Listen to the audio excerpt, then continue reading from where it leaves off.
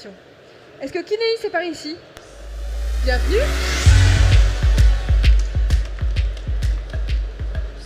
Ça va aller, vous avez tout? Prenez votre temps. Ouais. Le vert continue. C'est good? Allez, vous avez 3 minutes. Eh bien, c'est parti. Bonjour et bienvenue à bord de la constellation Kinéis. Donc, chez Kinéis, nous croyons que la connectivité des objets est indispensable pour l'humanité ainsi que pour l'environnement. Cela partout sur la surface de la Terre, en permanence et pour tous. Clac. Internet des objets, Internet of Things, IoT. Il s'agit de petits messages qui permettent d'être échangés entre un objet et son utilisateur quelques fois par jour seulement. 35 milliards d'objets connectés sont prévus à horizon 2030. Seulement 15% de la surface de la Terre est aujourd'hui connectable avec les réseaux de Terre. Notre mission, c'est d'étendre à 100% cette connectivité.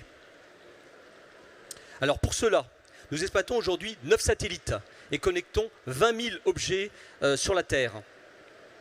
En 2024, nous lançons 25 nouveaux satellites nano. Et notre ambition, c'est de multiplier par 100 le nombre de connexions, de diviser par 5 le prix des terminaux, de diviser également par 3 la consommation en énergie de ces terminaux, de rajouter une voie descendante pour piloter, pour la possibilité de piloter ces terminaux et également de se rapprocher du quasi-temps réel. Oups, voilà. Donc nos nanosatellites font 30 kg. Mais ils ont été conçus comme de gros satellites, comme de grands satellites. Ils incluent notamment la possibilité de les repositionner sur les orbites. Ils permettent également d'avoir un système de propulsion qui va les positionner exactement sur le cercle de l'orbite et de les désorbiter en fin de vie après 8 ans. Et donc cela, évidemment, aide à éviter les débris spatiaux et les risques de collision. Oups. Voilà. Nous avons levé 100 millions d'euros en 2020, ce qui nous permet d'aborder avec sérénité la suite des opérations. Alors maintenant, une constellation, pourquoi faire? Les opérations sont multiples et variées. Surveiller les environnements, les zones reculées, l'industrie, enfin les infrastructures industrielles et suivre partout sur la Terre tout ce qui est mobile. Voici 2 exemples concernant l'environnement. La détection des feux de forêt, ou encore la détection et donc de risques d'inondation par des capteurs spécifiques.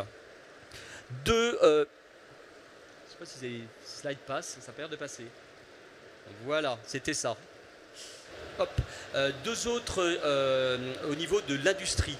Donc surveiller un parc éolien, pardon, le bon fonctionnement, ou bien la sécurité de barrages hydroélectriques. Puis, 4 derniers exemples, la localisation et le suivi précis de ce qui est cher à nos yeux, à savoir les êtres vivants, la nature et nos industries. Je passe sur le suivi des oiseaux avec des capteurs que l'on peut montrer ici. Je me suis un peu noyé. Voici des petits capteurs et voici des gros capteurs. Je passe donc pour la sécurité également des personnes.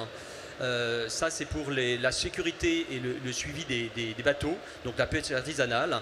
Et voilà, et donc nous rendons chez Kinéis accessible partout et en permanence l'accès aux objets pour le bénéfice des humains et de leurs environnements. Merci pour votre attention.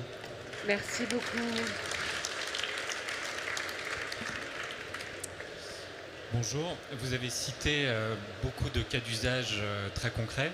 Exact. Aujourd'hui, qui sont vos principaux clients par rapport à ces différents cas d'usage et surtout, quels seront à votre avis vos principaux clients dans 2-3 ans?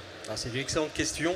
Donc originellement, nous avons un très gros parc de scientifiques qui étudient les animaux sauvages dans leur élément naturel avec les petits capteurs comme je vous l'ai montré. Ça c'est un capteur oiseau. Les scientifiques du monde entier représentent aujourd'hui le principal de cette activité. Nous suivons 8000 animaux sauvages sur la Terre.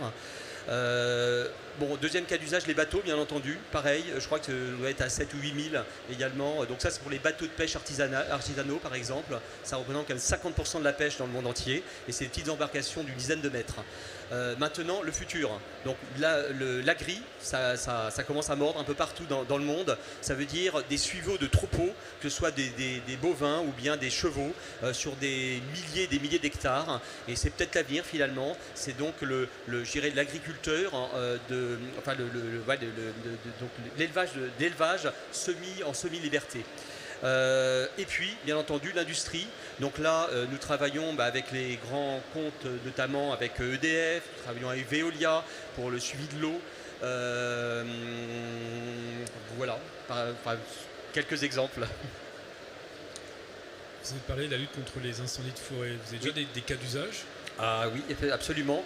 Donc aujourd'hui, nous travaillons avec des sociétés, principalement, j'ai une en tête, une allemande, qui fabrique des capteurs qui se permettent de se positionner là où il y a des risques d'incendie, typiquement près des voies ferrées, et donc ils vont remonter des alarmes s'ils détectent, par exemple, alors ça dépend des capteurs, mais ça peut être par exemple du dioxyde de carbone. Dans ce cas-là, hop, une alarme est remontée et donc on peut sauver des milliers d'hectares.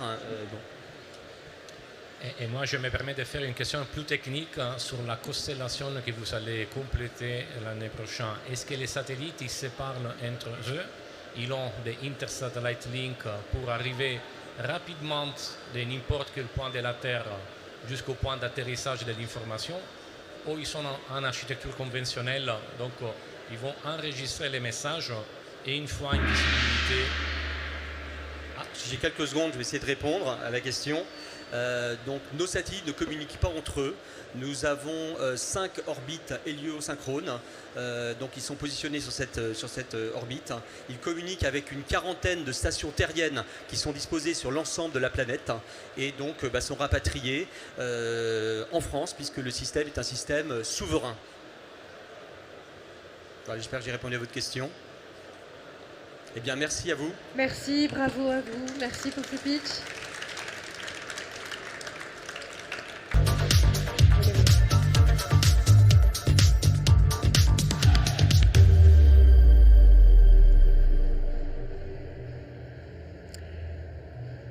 Bon retour parmi nous, cher jury.